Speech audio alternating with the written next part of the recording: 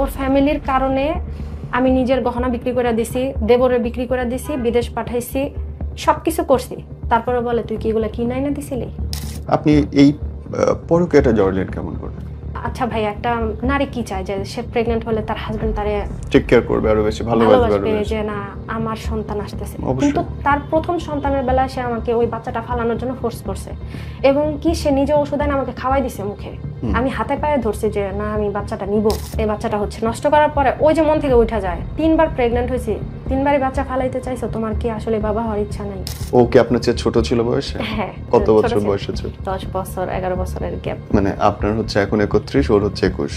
হ্যাঁ, এই যে আপনাদের দেখো, আপনাদের কি কখনো শারীরিক সম্পর্ক হয়েছে? এটাই মেন প্রবলেম। আমি এটা আর কি, কি রকম প্রবলেম? ওর সাথে দেখা হওয়ার পরে ওরকম সম্পর্ক হয় নাই, কিন্তু টাচিং টাচিং কিছু হয়েছে আর কি। আচ্ছা, স্পর্শজনিত। হ্যাঁ। রাস্তায়, রিকশায়, না, কোথায়? রেস্টুরেন্টে। Okay. ওই ওই একটা কারণে আমি ওকে বলতে পারতেছি না। মানে আমার লাইফে আমি বিয়ে হয়েছে 16 বছর, কিন্তু কোনো পুরুষের যে একটা একটা ওইটা আমি আর কি করতে পারি না এখনো পর্যন্ত, ওরে ছাড়া। ওর মাধ্যমে যেটা পাইছি আমি, মানে ওর টাচটাও আমার ভাল লাগে। আমাকে বুঝেন তো, ছেলেটা আপনার চেয়ে 10 বছরের ছোট, তারপর আপনি পাগল হইলেন কেমনে তার জন্য? ভাইয়া ও যে আবেগে হয়ে গেছে। আচ্ছা, আপনি ধরেন এই ছেলেটাকে ভালোবাসতে আপনি যে এই পরিমাণ পরিশ্রম করছেন, আপনার জামাইকে ভালোবাসতে কি এই পরিমাণ পরিশ্রম করেছিলেন আপনি? হ্যাঁ ভাইয়া, আমি ওকে পায়ে পর্যন্ত ধরছি যে তুমি আমাকে ভালোবাসো, গুরুত্ব দাও, আমাকে বোঝো। আপনি যদি আপনার ওয়াইফকে সবার সামনে ছোট করেন, অসম্মান করে কথা বলেন, তখন কিন্তু যে কোনো জায়গায় গেলেও যার কিনা হাজবেন্ড সম্মান দেয় না, তার কিন্তু কোথাও সম্মান নেই। আসসালামু আলাইকুম। আজকের এই গল্পটা খুব অন্যরকম।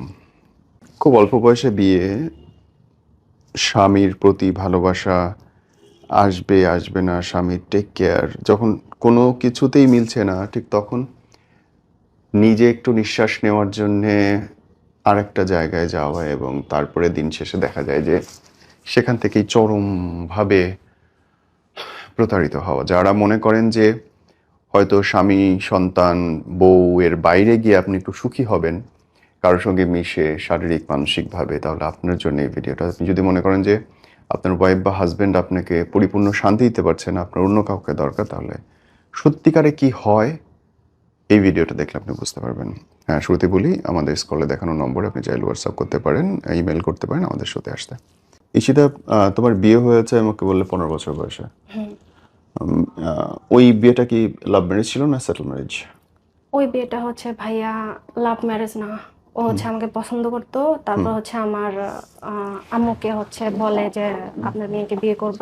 হ্যাঁ। তখন ও দেখতে একটু ভালো ছিল, তো এর জন্য আমার আম্মু ছেলে হিসেবে পছন্দ করছে, দেন আমাদের বিয়ে হয়েছে। এলাকায়? না না, ও হচ্ছে আমার মামা হচ্ছে ওকে ড্রাইভার হিসেবে রাখছিল। আচ্ছা। তো হচ্ছে আমাদের বাড়িতে মাঝে মধ্যে মানে যাওয়া আসা করতো আমার মামার সাথে। তখন হচ্ছে আমাকে দেখে, দেখার পরে পছন্দ করে, তারপর হচ্ছে আমার মামিকে প্রস্তাব দেয় যে আমি ওকে বিয়ে করব। তারপর হচ্ছে আমাকে মানে আমার আম্মু পছন্দ করে, তারপর হচ্ছে আমাদের বিয়ে হয়। আচ্ছা। কিন্তু বিয়ে হলে কি হবে, মানে আমি কেন জানি ওকে দেখতে পারতাম না। কেন? কি জন্য? জানি না, মানে ওকে আমার ভালো লাগতো না। কিন্তু ওই যে কথায় আছে না, যদি কপালে থাকে তাহলে হচ্ছে বিয়ে হবেই, মানে এটা হচ্ছে আল্লাহ তাআলার লেখা।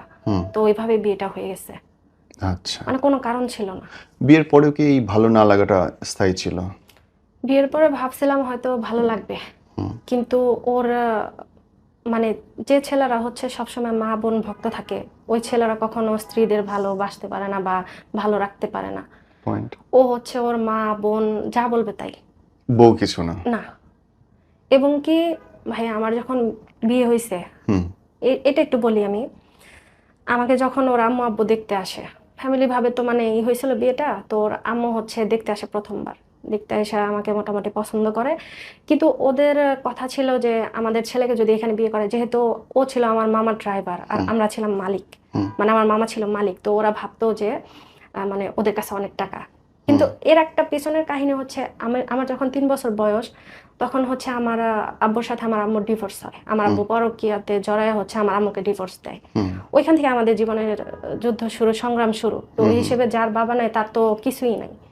তো ওর ফ্যামিলি ভাবতো যে মামা যেহেতু বড় লোক, আমরা ডিমান্ড করলে হয়তো পাবো। আচ্ছা। তো ওই সময় 2009 সালে ভাইয়া 5 লাখ টাকা, 1 ট্রাক ফার্নিচার দাবি করছিল ওরা। অনেক কিছু। অনেক কিছু, হ্যাঁ। তো তো আমার ফ্যামিলি থেকে বলছিল যে ছেলে যদি আমাদের মেয়েকে এমনি নেয় তাহলে দিব, না হলে দিব না। আমাদের ফ্যামিলি থেকে বলা হয়েছিল। তারপরে ওরা চলে যায়, চলে যাওয়ার পরে ওই ছেলে 7 দিন পর বাড়িতে মানে যায়, ওর মা বাবার সাথেই চলে যায় বাড়িতে। বাড়ি যাওয়ার পর ওর আম্মু আব্বুরে বলে যে না আমি ওকে বিয়ে করব না। কিন্তু যখন রিটার্ন আবার ঢাকায় আসে 7 দিন পর ও পাগল হয়ে যায় আমার জন্য, কিন্তু ওর সাথে আমার রিলেশন না। মানে আমাকে দেখে ওর পছন্দ হয়েছে, আমাকে লাগবে, আসে না যে এরকম যে ওই মেয়েকে আমার ভালো লাগছে আমি বিয়ে করব। তো হচ্ছে আমার আম্মুকে বলে যে আন্টি আপনি যদি আপনার মেয়েকে না দেন তাহলে হচ্ছে আমি গলায় দড়ি দিয়ে মরে যাবো, বিষ খাবো, এরকম আমার আম্মুকে ডাইরেক্ট বলছে, আমাকে বলে নাই। তারপর আমার আম্মা বলতেছে যে এরকম।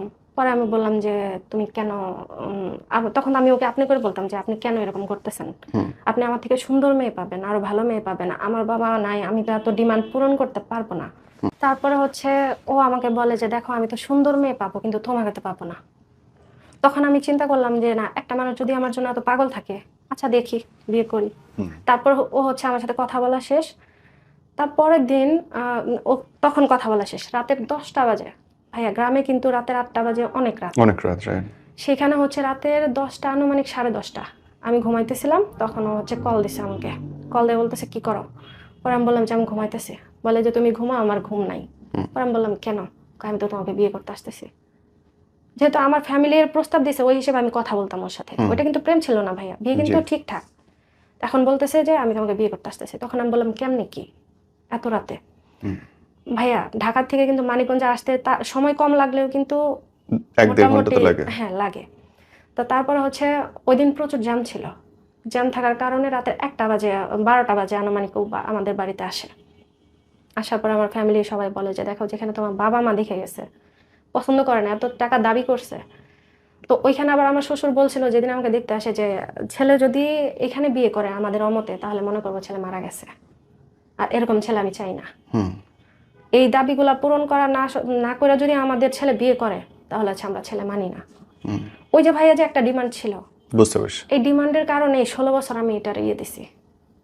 আমার বিয়ের পরে তারপর আমাদের বিয়ে হয় কোনোভাবে, আমার মামা রাজি ছিল না, আমার ভাই রাজি ছিল না। তারপর বিয়ের পরে কি তোমার সাথে হাজবেন্ডের সম্পর্ক ঠিক হয়েছিল? না না ভাইয়া, ছিলই না। আমি বলি এখন, ওই যে বিয়ে যে হলো তারপরে হচ্ছে আমি সবাই আমাদের এলাকায় বলা বলি করতেছিল যে ছেলের বাড়ি এত দূর, তোমার বাড়ি এত দূর, ওর বাড়ি হচ্ছে চাঁদপুর, ছেলের বাড়ি এত দূর, তোমার বাড়ি এত দূর, ওই ছেলে তো তোমাকে নিয়ে খাবে না। দেখা গেছে একটা বাচ্চা হইলে তোমাকে ছাইরা দিবে। আর ওই ছেলের বাড়ি ঘর তো দেখা হয় নাই। আমরা কিন্তু ভাইয়া ওই ছেলেদের বাড়ি হতে যাওয়া হয় না আমাদের। জাস্ট আমার মামি গেছিল, কিন্তু আমাদের মানে আমার মামি ওই গেছিল, আমার মা বা ভাই কেউ জানে। তো আমার মামি এসে বলতেছিল যে ছেলেদের বাড়ি এরকম। তো আমার আম্মা হয়েছে কি ভাইয়া, এখানে একটা হাসির কথা কি জানেন, আমার আম্মা চাচ্ছিল যে এইটাই ওনার মেয়ের জামাই হোক। কেন আমি জানি না, দেখতে অনেক সুন্দর ছিল, স্মার্ট ছিল, লম্বা ছিল, মানে জামাই হিসেবে আমার আম্মুর পছন্দ হয়েছে। মানে বাকি সব বাদ, মানে আছে যে জামাই পছন্দ দিয়ে দিলাম, আর কিছু দেখার দরকার নেই, দিল বিয়ে। তারপর হচ্ছে বিয়ের পরে আমার যখন কিনা এগুলো বলতেছিল যে মেয়েকে নিয়ে খাবে না, তারপর হচ্ছে আমি অনেক কান্নাকাটি করতেছিলাম। ভাই একটা মেয়ের ডিভোর্স মানে তো জানেন ভাই, আমার যখন বিয়ে হয় তখন কিন্তু আমি মাত্র 7-এর ফাইনাল পরীক্ষা দিছি, 8-এ মাত্র উঠছি। আর তখনই আর কি আমার বিয়ে হয়। তারপরে আমি ওইখান থেকে মানে আমার যখন কিনা বিয়ে হয় তারপর থেকে আমি স্কুলে আর যাই না, কেন লজ্জা লাগে, বান্ধবীরা বলে যে বিয়ে হয়েছে কেমনি কি এগুলো বলে দেখে আমি আর স্কুলে যাই না। তারপর হচ্ছে আমি বাসায় থাকি। তারপরে ওই এলাকাবাসীর এই কথার কারণে ও আমাকে ঢাকায় নিয়ে আসে। এতটা পরিমাণ অভাব ছিল যে মানে তখন ও বাড়ির বড় ছেলে, ফ্যামিলি সবাইকে দেখতে হয়। আমার শ্বশুর আবার আমার বিয়ের 1 বছর আগে থেকে কিছু করে না। আমি মানে এই অভাব দেখার পরে নিজের পড়ালেখার ইচ্ছাটাই চলে যায়। কিন্তু আমি কিন্তু স্টুডেন্ট ভালো ছিলাম, মানে আমি স্কুলে আমি কখনো ভালো করে প্রাইভেট পড়তে পারি না, যেহেতু বাবা ছিল না। ওই হিসেবে আম্মু একা, নিজে একটা মহিলা মানুষ, তখন একটা সংগ্রামী জীবন। আমি বুঝতাম যে সবকিছু যে মা তো এত কিছু পারে না। তো ওই সময় থেকে মানে নিজে নিজে পড়ালেখা করতাম। কিন্তু যখন বিয়ে হয় তখন ভাবছিলাম হয়তো লেখাপড়াটা একটু ভালো হবে, কিন্তু যখন কিনা পরিস্থিতি দেখলাম যে ওনাদের ফ্যামিলি এতগুলা মানুষ, ছোট ছোট ভাই বোন, ও বড় ছিল তখন, ওর বয়সও কম, 21 বছর বয়স। তখনও হচ্ছে আমি চিন্তা করলাম যে যাক একটু স্যাক্রিফাইস করি, নিজের লেখাপড়াটাই বাদ দিই, সংসারে হাল ধরি, বড় বউ যেহেতু আমি। তো তখন থেকে হচ্ছে সংসারে হাল ধরি। তারপর হচ্ছে আমার ননদের আবার বিয়ে হয়েছে চাচাতো ভাইয়ের কাছে। ওনার বাবা আবার ছোটবেলায় মারা গেছিল, মা আবার অন্য জায়গায় বিয়ে করছে। আমার শ্বশুর তখন মানে ওনাকে ছোট থেকে লালন পালন করছে। লালন পালন করার পরে যখন কিনা বড় হয় ওই ছেলের কাছে মেয়ে বিয়ে দিছে। তাহলে হচ্ছে ভাইয়া আমার ননদ কিন্তু ঘরেই রয়ে গেল, উনি কিন্তু বাহিরে যায় নাই। তো ননদ ঘরে থাকা তো বিরাট ব্যাপার। হ্যাঁ মানে আমার শ্বশুর বাড়িতে আমার জীবনটা শুধু তছনছ হয়েছে আমার ননদের কারণে। এই যে আমি যে সুখ পাইলাম না, শান্তি পাইলাম না, সবকিছুর মাস্টার মাইন্ড হচ্ছে আমার ননদ। এবং ননদদের এ সম্পর্কে কোনো ধারণাই নেই, তারা মনে করে তারা ঠিকই করতেছে, হ্যাঁ তার ভাইকে সে মানে দেখে এমন রাখতেছে। একটা মানে আচরণ করে মনে হয় আমি ওই বাড়ির মানে চাকর, উনি হচ্ছে মালিক। কথায় কথায় বলে বাপার বাড়ি যে বাহাদুরি কর, এরকম বলে। তারপর হচ্ছে আমি ঢাকায় এসে যখন থাকি তখন ওই সংসারে হাল ধরি। তারপর আমার ননদের জামাই তো কিছু করতো না, তখন বেকার, বিয়ে হয়েছে, কিছুই করে না। তো এক প্রকার নিজের গহনা বিক্রি করে হচ্ছে ওনার জামাইরে বিদেশ পাঠাই। চিন্তা করি যে না, উনি যদি বেকার বসে খায় তাহলে হচ্ছে ননদরে টানা লাগে, ননদের জামাইরে টানা লাগে, পুরো সংসার টানা লাগে। 8-10 জনের একটা মানুষ যে নিজের গহনা বিক্রি করে আপনি ননদের জামাইকে বিদেশ পাঠানোর? হ্যাঁ নিজের। এবং কি আমি এটা আমার মাকে পর্যন্ত বলি নাই। আমার মাকে কেন বলি না ভাইয়া, আমার আম্মু যেহেতু বাবা ছিল না, অনেক কষ্টে আমাকে মানে গহনা বানিয়ে দিছিল বিয়ের সময়। তো আমি চিন্তা করলাম আমি যদি এগুলো আমার আম্মাকে বলি, বিয়ের 6 মাসও হয় না, আমি যদি বলি তাহলে হচ্ছে আম্মা কষ্ট পাবে যে তুমি আমারে জিজ্ঞেস করলো না। এর মধ্যে কি হয়েছে ভাইয়া, আরেকটা ঘটনা, যখন বিয়ের পর আমাকে ঢাকায় নিয়ে আসে 1 মাস পর, তার কিছুদিন পরে আমার ননদ, বড় ননদ, ছোট ননদ এবং মেজ ননদ আসে। আমার বড় ননদ, ছোট দেবর আর মেজ দেবর আসে, ননদ না সরি, বড় ননদ দেবর 2টা আসে আর কি। ওরা যেহেতু 3 ভাই 2 বোন, বড় ননদ আর 2টা দেবর আসে। আসার পরে তখন আমি একটা ছোট বাসায় থাকি, যেহেতু আমার মানে ইনকাম ওইরকম না, আবার নতুন সংসার, ছোট একটা রুম হলেই চলে। তো ওইখানে এসে ওরা এসে হচ্ছে ওইখানে উঠে। তারপরে যখন পরিস্থিতি বুঝি, ওইটা বুঝে আমি আমার ননদ নিয়ে আমার বাবার বাড়ি যাই। বাবা তার মানে তো সংসারে উত্থান পতনের মধ্যে দিয়ে আপনার যাচ্ছে, কিন্তু এই এই মানুষটার কাছ থেকে সরতে আপনার কখন ইচ্ছা হইলো? সরতে ইচ্ছা হয়েছে যে প্রতিনিয়ত আঘাত, মানে এমনও দিন গেছে যে মার কথা শুনে আমাকে মারছে। রোজা ছিলাম, রোজার মাস, রোজা আছি, কি যেন একটা টুকিটাকি ছোট একটা কথা নিয়ে ওরা মরে রাগাই দিল। ও আমাকে বিছানার উপর থেকে চুল, তখন আমার মেয়ে 3 মাস বয়স, আমি কোলে নিয়ে হচ্ছে ওর বসে ছিলাম, ইফতার শুধু পানি খাইছে আর কিছু না, শুধু শরবত। কি যেন একটা কথা নিয়ে, এরকম পাশাপাশি রুম দেখা যায় আমার, আমি ও পাশের রুমে, আমার শাশুড়ি এরকম আর আমার হাজবেন্ড বসে আছে। কি যেন বলো, দৌড়ে যায় আমার চুল ধরে টাইনা না নিচে ফালায় মারলো। আমার শাশুড়ি ধরলো না পর্যন্ত। মানে ওর ফ্যামিলি যা বলতো তাই। ওর ফ্যামিলির কারণে আমি নিজের গহনা বিক্রি করে দিছি, দেবরে বিক্রি করে দিছি, বিদেশ পাঠাইছি, সব কিছু করছি। তারপরে বলে তুই কি এগুলো কিনাই না দিছিলি, তুই কিনাই না দেশ নাই। মানে কোনো কৃতজ্ঞতা প্রকাশ নাই যে আমার জন্য এত কিছু করছে। আন্ডারস্টুড, আমি হ্যাঁ। বুঝতে পারলাম।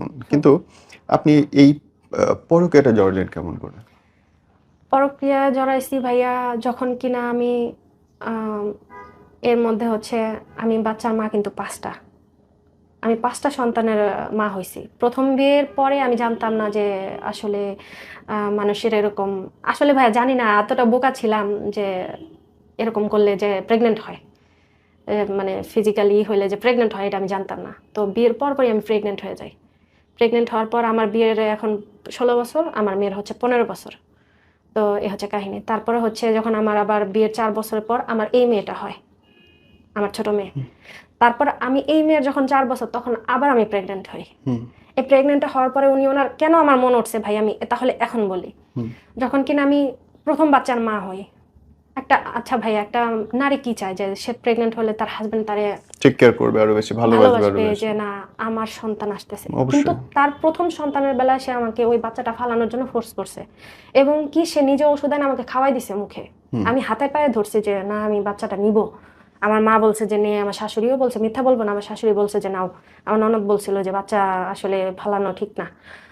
তারপর হচ্ছে ওই যে প্রথমবার একটা ধাক্কা খাইলাম, তারপর এইটা হয়েছে পরে আমার ডিভোর্স দিতে চাইছে, এটা পেটে আসছে পরে, আমার ছোট মেয়ে পেটে আসছে পরে আমাকে ডিভোর্স দিতে চাইছে, যে তুমি যদি এই বাচ্চা নাও তাহলে হচ্ছে আমি তোমাকে রাখবো না। এবং কি ডিভোর্স পেপার রেডি করছে। রেডি করার পরে তারপরে আমি এক প্রকার বলছি তুমি যদি আমাকে ছাইরাও যাও আমি এই মেয়ে দুনিয়াতে আনবো। তারপর হচ্ছে এক প্রকার যুদ্ধ করে এই মেয়েটার দুনিয়াতে আনছি। এই মেয়ের দুনিয়াতে আনার পরে ভাইয়া বড় মেয়ে হয়েছে পরে 14 দিন আমার মেয়ের দিকে তাকায় নাই। এই মেয়ে হয়েছে বড় 14-15 দিন আমার মেয়ের দিকে তাকায় নাই। তারপর আমার বড় মেয়ে যখন এটা হয়েছে ছোটটা, তখন বলতেছিল আব্বু তুমি আমার বোনকে দেখো না কেন। তখন ওই 4 বছরে আমার বড় মেয়ে কোলে নিয়ে হচ্ছে পিচ্চিটারে নিতে পারে না, ওর বাবার কোলে দিছে যে বাবা ধরো আমার বোনরে নাও, ওই যে নিল কোলে। এই যে তারপর থেকে এরকম। তারপর যখন তৃতীয়বার প্রেগনেন্ট হই ভাইয়া, কিভাবে হয়েছে আমি নিজেও জানি, মানে বারবার ভুল হয়েছে।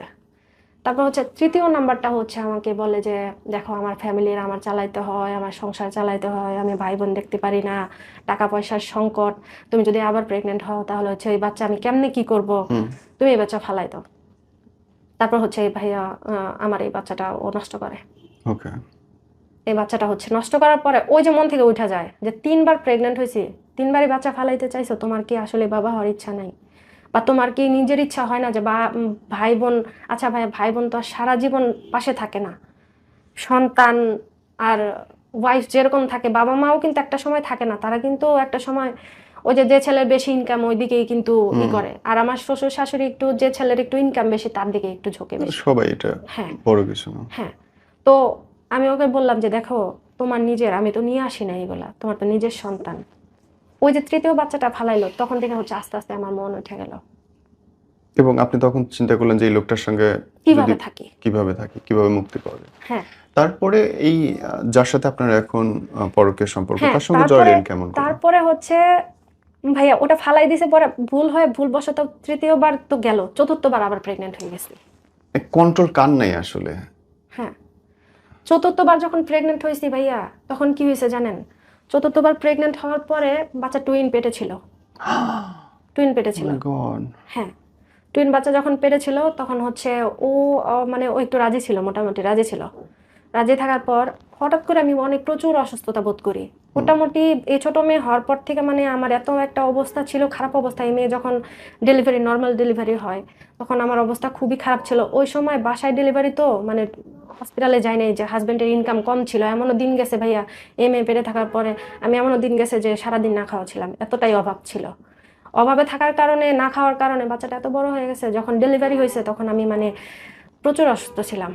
তো ওই সময় যে একটা ক্ষতি হয়ে গেছিল, আমার নর্মাল ডেলিভারি বাসায় হয়েছিল, ওইটা আমি টানা 8 বছর টানি আমি অসুস্থ, মানে আমার জরায়ু প্রবলেম হয়ে যায়। তারপর যখন চতুর্থবার আমি প্রেগনেন্ট হই টুইন, ওই বাচ্চা পেটে আসার পরে আমার ধরা পড়ে জরায়ু ক্যান্সার, মানে একটু হইতেছিল আর কি। তো আমি যখন কিনা চতুর্থবার প্রেগনেন্ট হওয়ার পরে আমি নিজের অসুস্থ বোধ করতেছিলাম, যে সবসময় গায়ে জ্বর, তারপর হচ্ছে দুর্বল লাগে, মাথা ঘোরা অস্থির লাগে, প্রস্রাবে মানে জ্বালাপোড়া করে, ব্যথা লাগে, রাতে ঘুম হয় না, খুবই অসুস্থ লাগে। তখন ওরে আমি বলতে থাকি যে দেখো আমি না দিন দিন অসুস্থ হয়ে যাচ্ছি। তখন ও বলে কি তুমি হচ্ছে বেশি ঝাল খাও, ভর্তা খাও। মানে বাচ্চা পেটে থাকলে একটু এক একজনের এক এক দিকে একটু টান থাকে, যে অনেকে হচ্ছে ঝাল খায়, অনেকে মিষ্টি খায়। আমার ওই সময় ঝালটা অনেক পছন্দ হতো, তো আমি একটু ভর্তা টর্তা খাইতাম। আমাকে বলতো যে তুমি ভর্তা খাও তাই তোমার পেট ব্যথা করে। আমি বলতাম যে দেখো ভর্তা খাওয়ার ব্যথা কিন্তু এরকম কখনোই হইতে পারে না। তারপর বলতাম আমার জ্বর হয়, বলতো যে নাপা খাও। পর আমি বলতাম দেখো আমার অনেক দুর্বল লাগে, কয় ঠিক মতো খাও। তারপর আমাকে ডক্টরের কাছে নিয়ে যায় না। তারপর এক প্রকার এতটা পরিমাণ অসুস্থ হয়ে গেছি আমি নিজে নিজেই ডক্টরের কাছে গেছি। ডক্টরের কাছে যাওয়ার পরে যখন কিনা আমি করছি, ডক্টর দেখাইছি, পরে ওনারা বলতেছে যে দেখেন আমাদের এখানে ভালো কোনো ডক্টর নাই, আর আলট্রাসোনোগ্রাম এরকম ভালো না, আপনি একটা ভালো ডক্টর দেখান। যখন আমি ভালো ডক্টরের কাছে যাই তখন মানে একটা হসপিটালে যাই আমার পাশেই, আমার বসুন্ধরার ওইদিকে। তখন ওনারা বলে যে আপনি তো খুব ভয়াবহ একটা আছেন ভাইয়া। যখন একটা মানুষ অসুস্থ থাকে সে যদি নিজের কানে শুনে তখন কিন্তু পরিস্থিতি অন্যরকম হয়ে যায়। ওনারা বলতেছিল যে হায় হায় কি অবস্থা, মানে আমার সাথে আমার একটা বোন গেছিল, উনি আমাকে বলতেছে এই তুই কি পাপ করছস। তারপরে এই চতুর্থ টুইনের পর আবার হয়েছে? না না চতুর্থ মানে টুইন ছিল তখন, মানে টোটাল 5 বার।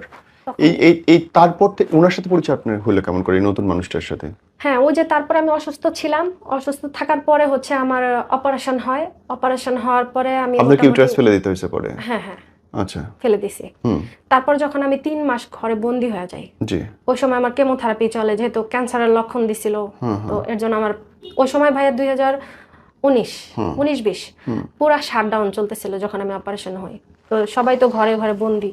তো ওই সময়টা আমি যখন ঘরে ছিলাম তখন আমি অনলাইনে আসক্ত হয়ে যাই। জি।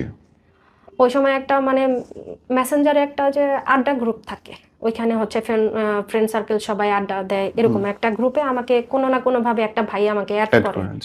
অ্যাড করার ফলে ওইখানে তখন আমি চ্যাটিং কিভাবে করে জানি না ভাইয়া, মানে আসলে জানি না যে কিভাবে চ্যাটিং করতে হয়।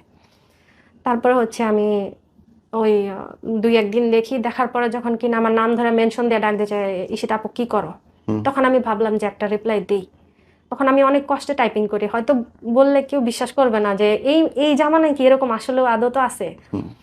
তারপর হচ্ছে আমি রিপ্লাই দিই, তখন আমার একটু সাহস হয় যে না আমি তো আসলে পারি।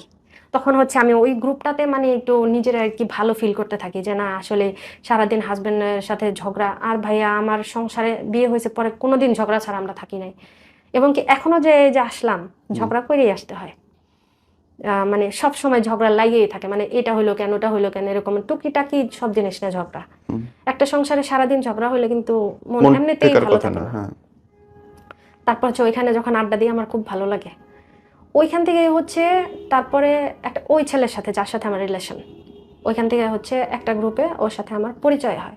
এবং আপনার যার সঙ্গে রিলেশন সে তো আপনার যে ধর্মীয় দৃষ্টিকোণ থেকে আলাদা। হুম। আপনি মুসলিম, সে হিন্দু। হ্যাঁ, ওকে, শুরুটা কেমন করে হলো? শুরুটা হচ্ছে আমি যখন কিনা যে গ্রুপে ওর সাথে আমার পরিচয় হয়, ওই গ্রুপে আসলে সবাই ছোট ছোট ছিল। মানে সবারই মোটামুটি 18, 19, 16, 15 এরকম বয়সের ছিল, 21, 22, 23-এর উপরে না। তো আমি ভাবলাম যে বাচ্চা গ্রুপ, আমি কেন জানি নিজের পিকগুলো দিতেছিলাম। মানে আমি জানি না, আমি কখনো গ্রুপে পিক দিই না, কিন্তু ওই দিন আমি আমার শাড়ি পরা পিক মানে যত পদের পিক ছিল আমি না মানে সবগুলো দিতেছিলাম। তো দেখার পর ওই ছেলেটা আর কি আমাকে দেখে বলে যে ক্রাশ খাইছি। তখন আমি মানে ভাবি যে বাচ্চা মানুষ আর কি ক্রাশ খায়, মানে হাসায় উড়ে দিই আর কি, ফান করি। তারপর আমাকে ইনবক্স আইসা বলে যে তোমাকে দেখে তো আমি ক্রাশ খাইছি। পর আমি বললাম যে ক্রাশ খাওয়ার কি আছে। তখন মানে টুকিটাকি ওর সাথে কথা হইলো, তারপরে আমি কেন যেন ওকে ব্লক দিলাম। প্রথম দিনে কথা বলার পরে ব্লক দিয়ে দিছি। ব্লক দেওয়ার পরে ও হচ্ছে আমাকে গ্রুপে এসে বলতেছে, আন্টি বলে ডাকতো তখন আমাকে, যে আন্টি তুমি আমাকে ব্লক দিলা, ব্লকটা খোলো, কথা আছে। পরে আমি বললাম যে কি বলবা বলো, বলে যে ইনবক্সে আসো। পরে ইনবক্সে গেলাম, তখন ওইখান থেকে টুকিটাকি কথা। আমার মেয়েকে নিয়ে স্কুলে যায়, আমি যেহেতু কুড়িলে থাকি, আমার বিশ্ব রোডে থেকে হচ্ছে কুড়িল থেকে হচ্ছে আমার খিলখাতা যাওয়া লাগে, কর্মীটোলা আমার মেয়ে স্কুলে পড়ে। তারপরে হচ্ছে ওইখানে যখন কিনা আমি যাই স্কুলে, মেয়ের তখন এক্সাম চলতেছিল, বসে বসে ভালো লাগে না, তখন কি করতাম ওর সাথে চ্যাটিং করতাম যে কি করতেছো, খাইছো কিনা, মানে খুব কেয়ার করতো। তো আমার কাছে কেমন জানি ভালো লাগতো। আর মানে তখন আন্টি বললেও না, মানে যে যাক আমার একটা মানুষ আছে যে আমার খোঁজ খবর নাই, এরকম ভাবতাম।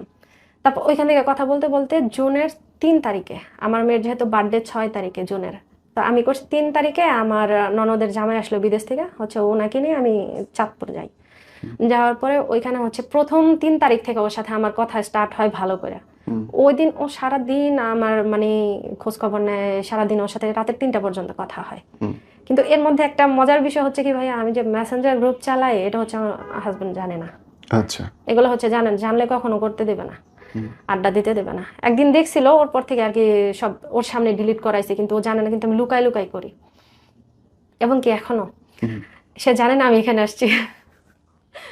তারপর হচ্ছে ওর সাথে আড্ডা দিলাম, গল্প টল্প করলাম আমার লাইফের।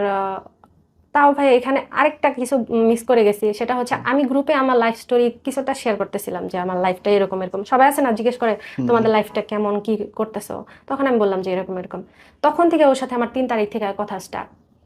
ওই যে বললো যে তোমার লাইফ স্টোরি শুনে আমার অনেক খারাপ লাগছে, আমি জীবনে একটা জিনিস চাই যে আমি যদি তোমার হাসাইতে পারি বা তোমার ভালো রাখতে পারি, এটাই আমার লাইফের অনেক। আমি তোমার মতো মেয়েরে যে হাজবেন্ড কষ্ট দেয় সে কেমন হাজবেন্ড, আমি হলে তো তোমার রানীর মতো রাখতাম। Common dialogue. হ্যাঁ, আমি হলে তো তোমাকে রানীর মতো রাখতাম, আর তোমাকে যে পাইবো সে তো জান্নাত পেয়ে গেছে। আর ওর একটা জিনিস ভাইয়া ভালো লাগতো কি, দেখেন সবারই একটা ধর্মের প্রতি দুর্বলতা আছে।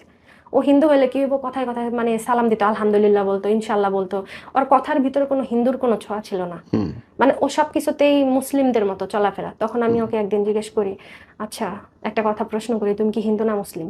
তখন বলে তুমি কি আমার নাম দেখো নাই? আমি দেখছি তো। বলে যে তাহলে কেন মানে জিজ্ঞেস করলা?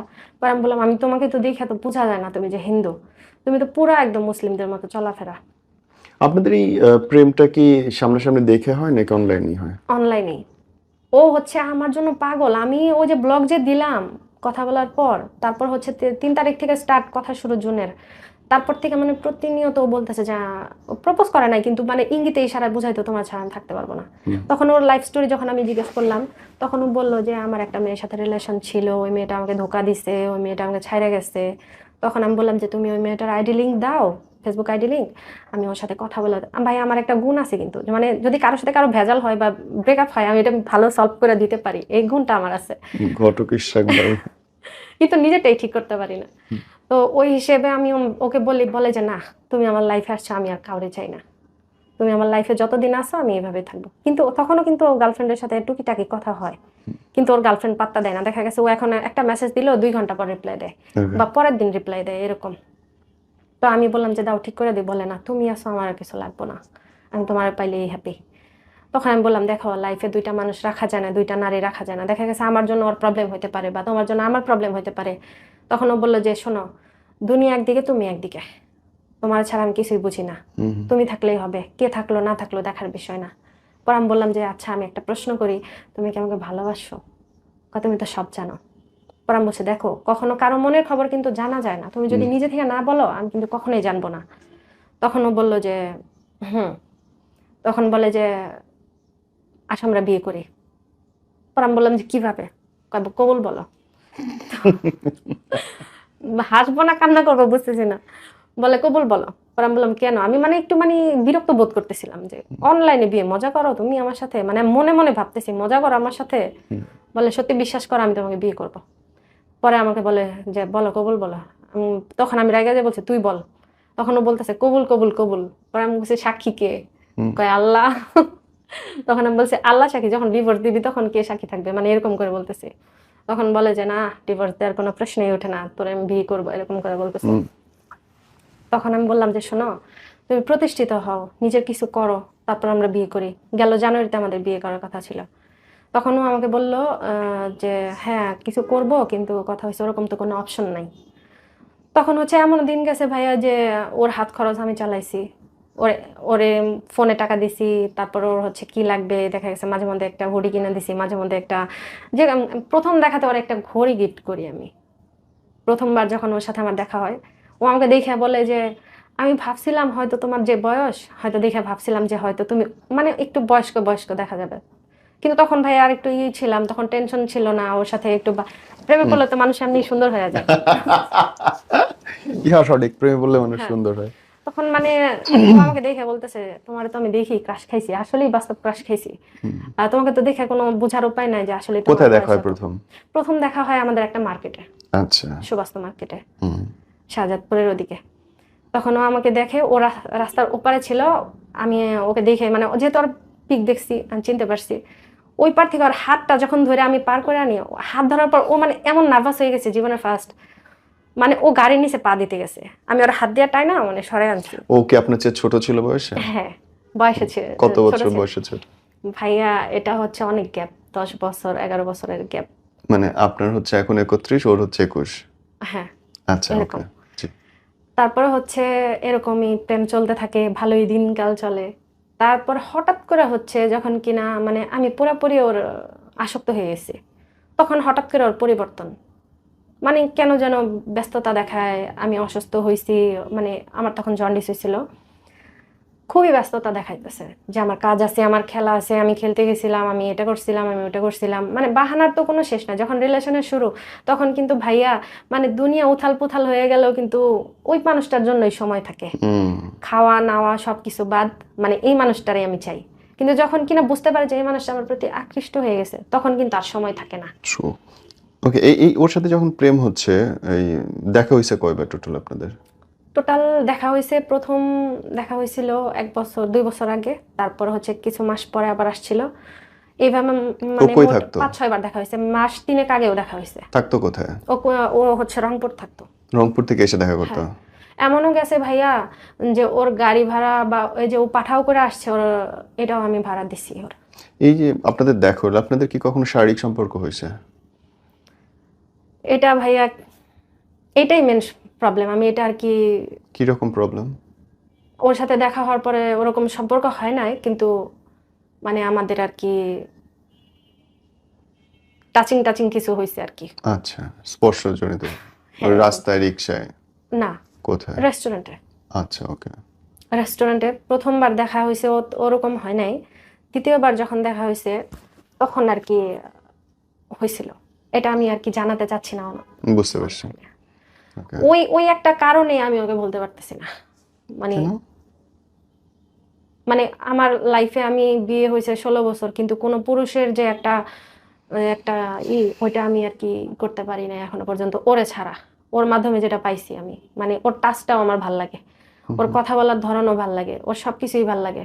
এটা আমি এর থেকে সুন্দর কেউ যদি আমার সামনে দাঁড়ায় থাকে বা এর থেকে ভালো কেউ দাঁড়ায় থাকে, আমার ওরকম আসে না, ফিল আসে না। ওর ওর ভালোবাসা চলতেছে, এর মধ্যে বদলটা হইলো কখন গিয়ে ওর? বদলটা হলো 1 বছর পরে, ওই যে একটা মেয়ের সাথে ওর সম্পর্ক জড়ায় গেল, ওর বোন বলল, বোনের সাথে ডেটিং এ গেল। তখন আমি বোনের সাথে ডেটিং এ গেল? হ্যাঁ, ও বোন বলে পরিচয় দেয়, কিন্তু ওর সাথে ডেটিং এ গেছে। ডেটিং এ গেছে যা হচ্ছে একই রেস্টুরেন্টে একই গ্লাসে একই 2টা পাইপ দিয়ে হচ্ছে খাচ্ছে, তারপরে হচ্ছে ওকে কোলে নিচ্ছে, তারপরে ওর জ্বর হলে কেয়ার করতেছে। কোলে নিচ্ছে মানে ওই বোনের বয়স কত তার? এই তো এসএসসি দিল এবার, মানে দিছে গেলবার দিছে এবার কলেজে। 17-18 বছর বয়স, হুম ওইটার কোলে নিতেছে? হুম।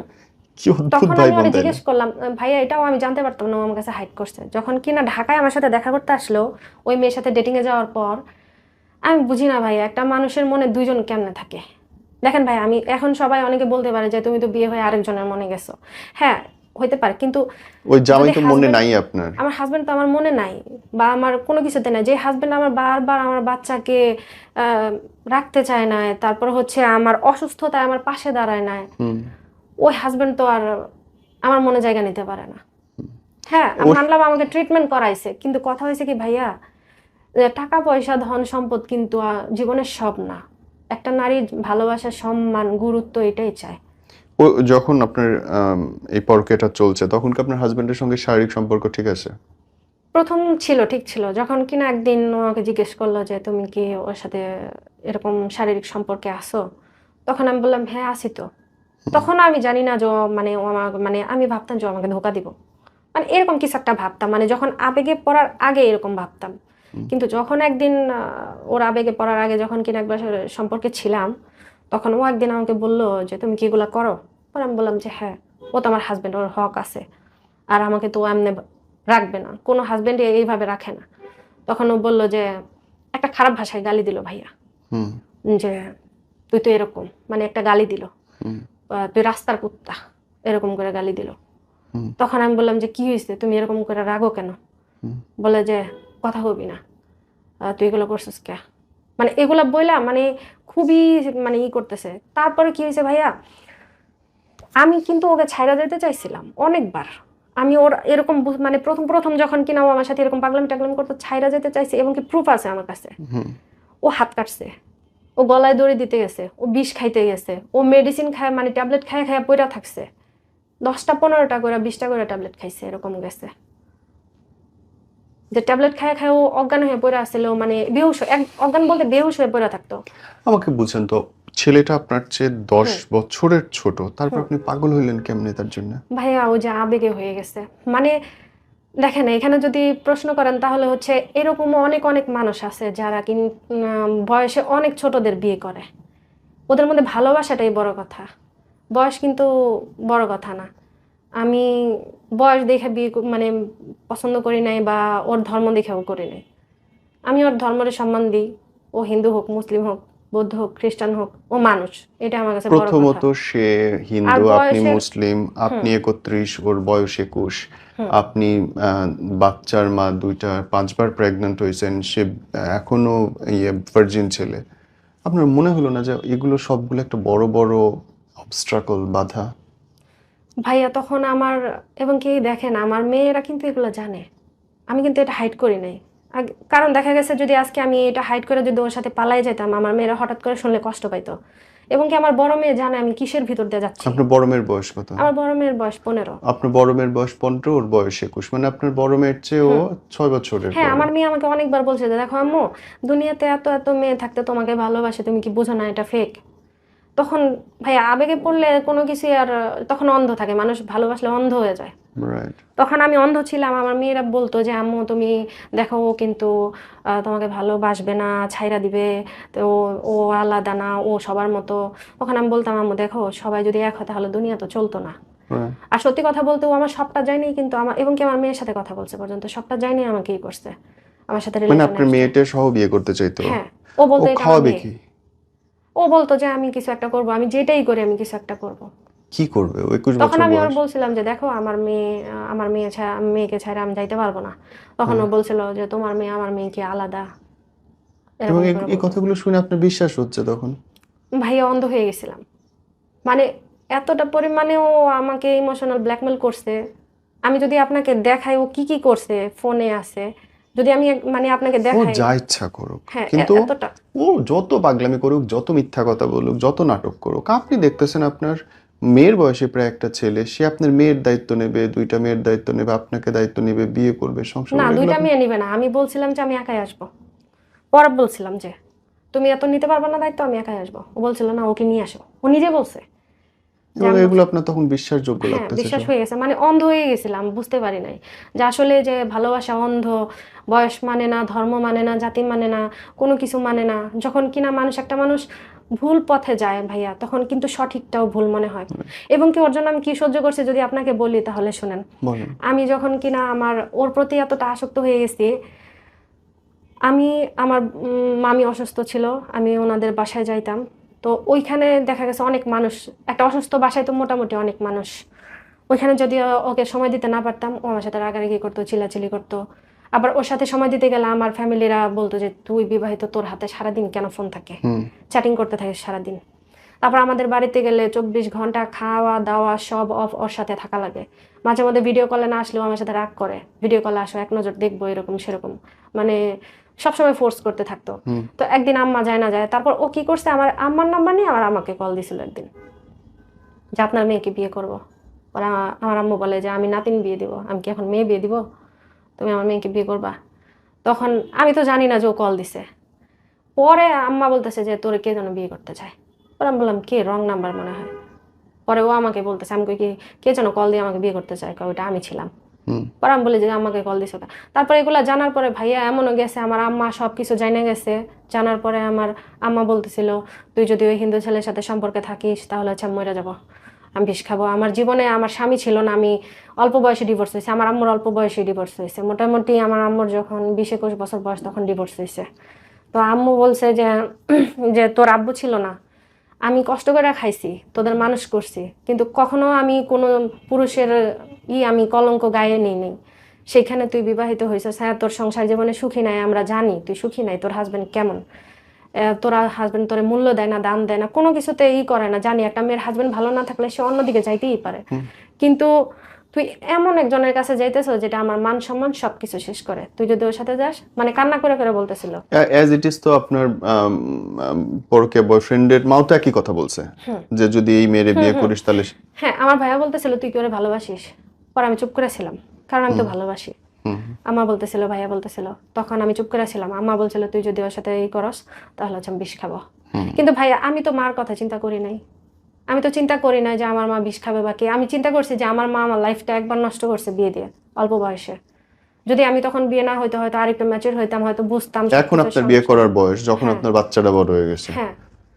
তখন আমার আম্মু আমাকে, আমি বুঝতে পারি না, আমার আম্মু আমাকে বিয়ে দিছে। আমি তো আর প্রেম করে বিয়ে করি রাইট, নাই, বা আমার রাইট। গায়ে কোনো কলঙ্কের দাগও ছিল না এবং যে এই মেয়ে পড়ালেখাটাও একটা। করতে পারেন নাই ঠিক হ্যাঁ, মতো। হ্যাঁ, আমি একটা পরকীয়া করছি, বা আমি একটু ওই ছেলের সাথে ধরা পড়ছিলাম, বা কি একটা কিছুই তো হয়েছে, না। এরকম কিছুই ছিল না, কলঙ্কের রাইট। কোনো দাগ ছিল না। তারপরে আম্মু বিয়ে দিছে, মানে আমাকে বিয়ে দিয়ে মানে আমার জীবনটা বরবাদ করে দিছে। এখন আমি চাচ্ছিলাম না যে আমার আম্মু আমার লাইফটা আবার বরবাদ এখন করুক। এই ছেলে লাস্ট সরে গেল কি বলে আপনার কাছ থেকে?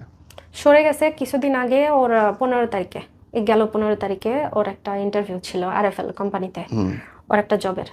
আমি ওকে বলি জবটা করতে, ফ্রিল্যান্সিং এর টাকা দিই আমি ওকে, যে কিছু একটা করো, তুমি তো আমাকে বিয়ে করবা, খাওয়াই বাকি। তখন ও বলে যে হ্যাঁ করবো, কিন্তু টাকা তো নাই, ফ্রিল্যান্সিং এর একটা অফার আসছে। তখন আমি ওকে বলি যে তুমি ফ্রিল্যান্সিং করো, আমি তোমাকে টাকা দিই। তখন ভাইয়া আমি গোপনে গোপনে অনেক কষ্ট করে, আমার হাজব্যান্ড যেহেতু আমাকে টাকা দেয় না, আমি অনেক সময় দেখা গেছে যে ওর জন্য চুরি পর্যন্ত করছি। আমার হাজব্যান্ডের মানিব্যাগ থেকে চুরি করে ওর হচ্ছে টাকা পাঠাইতাম। বাপরে বাপ, হ্যাঁ, প্রেম।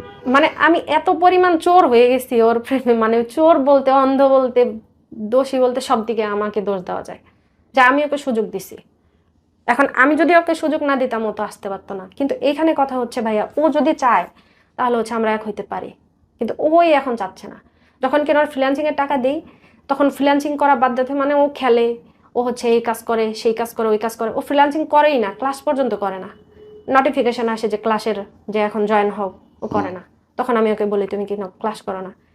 লাস্ট ওর সাথে আমার কিভাবে ঝামেলাটা হয় সেটা হচ্ছে 15 তারিখে ও আমাকে বলে সকালবেলা, আগের দিন, হ্যাঁ না 14 তারিখে আমাকে বলে যে আমি তো 16 তারিখে ঢাকা আসতেছি, ইন্টারভিউ আছে 16 তারিখে, তো তুমি বাড়িতে মানে কাউরে জানানো, যেহেতু ওর ফ্যামিলির অনেকের সাথে আমার অ্যাড ছিল, মোটামুটি ওর ফ্যামিলিও জানতেছিল, আমার ফ্যামিলিও মানে মোটামুটি জানে আমাদের বিষয়টা। তখন ও বলতেছিল যদি কেউ কল দেয় তুমি বা মেসেজ দেয় বলবা যে ওর সাথে আমার কথা হয় না। ও সবসময় হাইড করতে চাইতো, কিন্তু আমি চাইতাম যে আমাদের বিষয়টা সবাই জানুক, যে না জানলে কেমনে ভালোবাসলাম, বিয়ে করলেও তো সবাই জানবে, তো রিলেশনে তো সবাই জানুক, তারপর হচ্ছে বিয়ের পরেও সবাই জানুক। আমি চাইতাম যে এটা পূর্ণতা পাক, কিন্তু ও চাইতো যে না, গোপনই ভালোবাসা, গোপন সুন্দর। কিন্তু ভাইয়া সব ক্ষেত্রে কিন্তু গোপন সুন্দর হয় না। আজকে দেখা গেছে রিলেশন করলাম গোপনে, তারপরে হচ্ছে সবকিছুই করলাম, বিয়েও করলাম, কিন্তু কেউ জানলো না, আমাকে ছাইড়া দিয়ে গেল, তার প্রমাণ কি থাকবে? আমি সবসময় চাইতাম যে প্রমাণ থাক, ও যে আমার সাথে আছে বা আমাকে বিয়ে করতে চাইতেছে, সবকিছু করতেছে। তুমি যে ওরে ভালোবাসে এর কোনো প্রমাণও চাইছে? হ্যাঁ চাইছে। তোমার ছবি ভিডিও, খোলামেলা ছবি ভিডিও নিছেও কখনো? না, ওরকম খোলামেলা কিছু চাই না, সবসময় বলতো যে তুই আমাকে ভালোবাসিস না, তুই আমাকে করাস না, প্রমাণ দে, তুই আমাকে বিয়ে কর। এর মধ্যে কি হয়েছে ভাইয়া, গেল মাসের আগের মাসে আমার বোনের বিয়ে হয়। তো ভাইয়া বিয়েতে কিন্তু স্বাভাবিক অনেক ঝামেলা থাকে, বাড়িতে অনেকেই থাকে। তখন হচ্ছে আমি ওই বিয়েতে যাই, ওই 3 দিন আমি ওকে একটু মোটামুটি সময় দিতে পারি না। সময় বলতে কি, মানে কথা হয়, দেখা গেছে 8-10টা মেসেজের পর আমি একটু 2-3 ঘন্টা আবার একটু বিজি, যেহেতু 2 দিন যাবত বিয়ে হয়েছে, গায়ে হলুদ প্লাস বিয়ে, আমি একটু বিজি ছিলাম। ও আমাকে বলতেছিল তুই আমাকে ইগনোর করস, তোরে ছাড়া আমি বাঁচবো না, মানে এত প্রকার ইমোশনাল ব্ল্যাকমেল, কান্নাকাটি, না খাওয়া, 3 দিন পর্যন্ত খায় নাই, 3 দিন খায় নাই, গোসল করে নাই, কিচ্ছু করে নাই। ও আমাকে বলতেছিল তুই তো সুখে আসস, আমি তো সুখে নাই। ও যে খাচ্ছে না, আপনার প্রমাণ কি? খাচ্ছে না, পিক পিক পাঠাচ্ছে, মানে সত্যি, মানে এমন একটা মানে অবস্থা, আমি মানে বুঝতে, তখন আমি ওকে বললাম যে দেখো আমি তো বিজি, আমি তার 2 দিন আগেও বলে দিছে দেখো আমি বিয়েতে যাবো, একটু বিজি থাকবো, আমার বোনের বিয়ে। তখন ও বলে যে তুই, তারপরে যখন আমি ওকে সময় দিতে পারি না, ও বলে আমি নাকি ইচ্ছা করে ওকে আর কি ইগনোর করতেছি, ইচ্ছা করে ইগনোর করস তুই আমাকে। আচ্ছা, আপনি ধরেন এই ছেলেটাকে ভালোবাসতে আপনি যে এই পরিমাণে পরিশ্রম করছেন, আপনার জামাইকে ভালোবাসতে কি এই পরিমাণ পরিশ্রম করেছিলেন আপনি? হ্যাঁ ভাইয়া, আমি ওকে পায়ে পর্যন্ত ধরছি যে তুমি আমাকে ভালোবাসো, গুরুত্ব দাও, আমাকে বোঝো, সবসময় আমার মানে ভাইয়া, আপনি যদি আপনার ওয়াইফকে সবার সামনে ছোট করেন, অসম্মান করে কথা বলেন, তখন কিন্তু যে কোনো জায়গায় গেলেও যার কিনা হাজবেন্ড সম্মান দেয় না, তার কিন্তু কোথাও সম্মান নেই। ও আমাকে ওর ফ্যামিলিতে, আমার ফ্যামিলিতে, রাস্তাঘাটে, বন্ধু বান্ধবের সামনে, মানে সবার সামনে ছোট করে কথা বলতো, মানে যতটা নিচে নামানো যায় আমাকে। খুব সুন্দর কথা বলছেন। কোনো পুরুষ যদি তার বউকে সম্মান না করে, ওই মেয়েকে কেউ সম্মান করে না আসলে। আমরা শেষ করব ভাইয়া, লাস্টলি যারা দেখছে, যারা একটু একটু করে এখনো পরকীয়ার দিকে এগোচ্ছে, তাদের জন্য যদি কিছু বলতে চাও? এখন আমি তাদের জন্য এটাই বলবো যে আবেগের বশে, আর বয়সের ছোট হোক আর বড় হোক, আবেগের বশে যেন কেউ কোনো রিলেশনে না জড়ায়, যেটাতে আছে ওটাতেই সন্তুষ্ট থাকা বা ওটাতেই নিজেকে আর কি মানায় চলা। আর যদি এটাও সম্ভব না হয়, যত যাই হোক, অন্তত কান্নাকাটি করো নামাজে, যায় নামাজে আল্লাহর কাছে, কিন্তু কারো কাছে ভালোবাসার দাবি বা একটু শান্তি দাবি করাটা এটা ভুল। পরকীয়া কখনো শান্তি দেয় না। এখন আমি ওকে ছাড়তেও পারতেছি না, ধরতেও পারতেছি না, ও আমাকে ছাড়তেছেও না, ধরতেছেও না। যখন আমি দূরে যেতে চাই তখন হচ্ছে আমাকে সামনে কাছে আসে, আর কাছে গেলে দেখেন যে দূরে ঠেলা দেয়। আরো 10টা মেয়ের সাথে কোলে করে নিয়ে বসে আছে। হ্যাঁ, বাহ, এটাই তো হওয়ার কথা আসলে। আপনার যার সঙ্গে বিধাতা লিখে রাখছে, সুখটা তার কাছেই খোঁজেন। এখন ভাইয়া আমি হাজবেন্ডের সাথেও সংসার করতে পারতেছি না, যখন কিনা একটা মানুষ যখন অন্যজনের মন দিয়ে দেয়, তখন কিন্তু সে এই সংসারে মৃত, ওইভাবে মৃত। খুব সত্যি, খুব সত্যি। তো আমি যখন কিনা 4র্থবার প্রেগনেন্ট হওয়ার পরে আমি নিজের অসুস্থ বোধ করতেছিলাম, যে সবসময় গায়ে জ্বর, তারপর হচ্ছে দুর্বল লাগে, মাথা ঘোরা, অস্থির লাগে, প্রস্রাবে মানে জ্বালাপোড়া করে, ব্যথা লাগে, রাতে ঘুম হয় না, খুবই অসুস্থ লাগে। তখন ওরে আমি বলতে থাকি যে দেখো আমি না দিন দিন অসুস্থ হয়ে যাচ্ছি। তখন ও বলে কি, তুমি হচ্ছে বেশি ঝাল খাও, ভর্তা খাও, মানে বাচ্চা পেটে থাকলে একটু এক একজনের এক এক দিকে একটু টান থাকে, যে অনেকে হচ্ছে ঝাল খায়, অনেকে মিষ্টি খায়। আমার ওই সময় ঝালটা অনেক পছন্দ হতো, তো আমি একটু ভর্তা টর্তা খাইতাম। আমাকে বলতো যে তুমি ভর্তা খাও, তাই তোমার পেট ব্যথা করে। আমি বলতাম যে দেখো ভর্তা খাওয়ার ব্যথা কিন্তু এরকম কখনোই হইতে পারে না। তারপর বলতাম আমার জ্বর হয়, বলতো যে নাপা খাও। পর আমি বলতাম দেখো আমার অনেক দুর্বল লাগে, কয় ঠিক মতো খাও। তারপর আমাকে ডক্টরের কাছে নিয়ে যায় না। তারপর এক প্রকার এতটা পরিমাণ অসুস্থ হয়ে গেছি আমি নিজে নিজেই ডক্টরের কাছে গেছি। ডক্টরের কাছে যাওয়ার পরে যখন কিনা আমি করছি, ডক্টর দেখাইছি, পরে ওনারা বলতেছে যে দেখেন আমাদের এখানে ভালো কোনো ডক্টর নাই, আর আলট্রাসোনোগ্রাম এরকম ভালো না, আপনি একটা ভালো ডক্টর দেখান। যখন আমি ভালো ডক্টরের কাছে যাই তখন মানে একটা হসপিটালে যাই আমার পাশেই, আমার বসুন্ধরার ওইদিকে, তখন ওনারা বলে যে আপনি তো খুব ভয়াবহ একটা আছেন ভাইয়া। যখন একটা মানুষ অসুস্থ থাকে সে যদি নিজের কানে শুনে তখন কিন্তু পরিস্থিতি অন্যরকম হয়ে যায়। ওনারা বলতেছিল যে হায় হায় কি অবস্থা, মানে আমার সাথে আমার একটা বোন গেছিল, উনি আমাকে বলতেছে এই তুই কি পাপ করছস। তারপরে এই চতুর্থ টুইনের পর আবার হয়েছে? না না, চতুর্থ মানে টুইন ছিল তখন, হ্যাঁ মানে হ্যাঁ, ওই টোটাল তখনই 5 বার। এই এই এই তারপর ওনার সাথে পরিচয় আপনার হলো কেমন করে, এই নতুন মানুষটার সাথে? হ্যাঁ ওই যে তারপরে আমি অসুস্থ ছিলাম, অসুস্থ থাকার পরে হচ্ছে আমার অপারেশন হয়, অপারেশন হওয়ার পরে আমি আপনাকে ইউটেরাস ফেলে দিতে হয়েছে পরে? হ্যাঁ হ্যাঁ আচ্ছা। ফেলে দিছি। তারপর যখন আমি 3 মাস ঘরে বন্দি হয়ে যাই, জি। ওই সময় আমার কেমোথেরাপি চলে, যেহেতু ক্যান্সারের লক্ষণ দিছিল, তো এর জন্য আমার ওই সময় ভাইয়া 2019-20 পুরা শাটডাউন চলতেছিল যখন আমি অপারেশন হই। তো সবাই তো ঘরে ঘরে বন্দি, তো ওই সময়টা আমি যখন ঘরে ছিলাম তখন আমি অনলাইনে আসক্ত হয়ে যাই। জি। ওই সময় একটা মানে মেসেঞ্জারে একটা যে আড্ডা গ্রুপ থাকে, ওইখানে হচ্ছে ফ্রেন্ড সার্কেল সবাই আড্ডা দেয়, এরকম একটা গ্রুপে আমাকে কোনো না কোনো ভাবে একটা ভাই আমাকে অ্যাড করে। অ্যাড করার ফলে ওইখানে তখন আমি চ্যাটিং কিভাবে করে জানি না ভাইয়া, মানে আসলে জানি না যে কিভাবে চ্যাটিং করতে হয়। তারপরে হচ্ছে আমি ওই 2-1 দিন দেখার পরে যখন কিনা আমার নাম ধরে মেনশন দিয়ে ডাক দিয়েছে ঈশিতা আপু কি করো, তখন আমি ভাবলাম যে একটা রিপ্লাই দিই। তখন আমি অনেক কষ্টে টাইপিং করি, হয়তো বললে কেউ বিশ্বাস করবে না যে এই জামানায় কি এরকম আসলেও আদৌ তো আছে। তারপর হচ্ছে আমি রিপ্লাই দিই, তখন আমার একটু সাহস হয় যে না আমি তো আসলে পারি। তখন হচ্ছে আমি ওই গ্রুপটাতে মানে একটু নিজের আর কি ভালো ফিল করতে থাকি যে না আসলে সারাদিন হাজবেন্ডের সাথে ঝগড়া, আর ভাইয়া আমার সংসারে বিয়ে হয়েছে পরে কোনোদিন ঝগড়া ছাড়া আমরা থাকি নাই, এবং কি এখনো যে আসলাম ঝগড়া করেই আসতে হয়, মানে সব সময় ঝগড়া লাগিয়েই থাকে, মানে এটা হইলো কেন ওটা হইলো কেন এরকম টুকিটাকি সব জিনিস না ঝগড়া। একটা সংসারে সারাদিন ঝগড়া হইলে কিন্তু মন এমনিতেই ভালো থাকে না। তারপর হচ্ছে ওইখানে যখন আড্ডা দিই আমার খুব ভালো লাগে, ওইখান থেকে হচ্ছে তারপরে একটা ওই ছেলের সাথে যার সাথে আমার রিলেশন, ওইখান থেকে হচ্ছে একটা গ্রুপে ওর সাথে আমার পরিচয় হয়। এবং আপনার যার সঙ্গে রিলেশন সে তো আপনার যে ধর্মীয় দৃষ্টিকোণ থেকে আলাদা, আপনি মুসলিম সে হিন্দু। হ্যাঁ। ওকে, শুরুটা কেমন করে হলো? শুরুটা হচ্ছে আমি যখন কিনা যে গ্রুপে ওর সাথে আমার পরিচয় হয়, ওই গ্রুপে আসলে সবাই ছোট ছোট ছিল, মানে সবারই মোটামুটি 18, 19, 16, 15 এরকম বয়সের ছিল, 21, 22, 23 উপরে না। তো আমি ভাবলাম যে বাচ্চা গ্রুপ, আমি কেন জানি নিজের পিকগুলো দিতেছিলাম, মানে আমি জানি না আমি কখনো গ্রুপে পিক দিই না, কিন্তু ওই দিন আমি আমার শাড়ি পরা পিক মানে যত পদের পিক ছিল আমি না মানে সবগুলো দিতেছিলাম। তো দেখার পর ওই ছেলেটা আর কি আমাকে দেখে বলে যে ক্রাশ খাইছি। তখন আমি মানে ভাবি যে বাচ্চা মানুষ আর কি ক্রাশ খায়, মানে হাসায় উড়ে দিই আর কি, ফান করি। তারপর আমাকে ইনবক্স আইসা বলে যে তোমাকে দেখা তো আমি ক্রাশ খাইছি। পর আমি বললাম যে ক্রাশ খাওয়ার কি আছে, তখন মানে টুকিটাকি ওর সাথে কথা হইলো। তারপরে আমি কেন যেন ওকে ব্লক দিলাম, প্রথম দিনে কথা বলার পরে ব্লক দিয়ে দিছি। ব্লক দেওয়ার পরে ও হচ্ছে আমাকে গ্রুপে এসে বলতেছে, আন্টি বলে ডাকতো তখন আমাকে, যে আন্টি তুমি আমাকে ব্লক দিলা, ব্লকটা খোলো কথা আছে। পরে আমি বললাম যে কি বলবা বলো, বলে যে ইনবক্সে আসো। পরে ইনবক্সে গেলাম, তখন ওইখান থেকে টুকিটাকি কথা, আমার মেয়েকে নিয়ে স্কুলে যায়, আমি যেহেতু কুড়িলে থাকি, আমার বিশ্ব রোডে থেকে হচ্ছে কুড়িল থেকে হচ্ছে আমার খিলখাতা যাওয়া লাগে, কর্মীটোলা আমার মেয়ে স্কুলে পড়ে।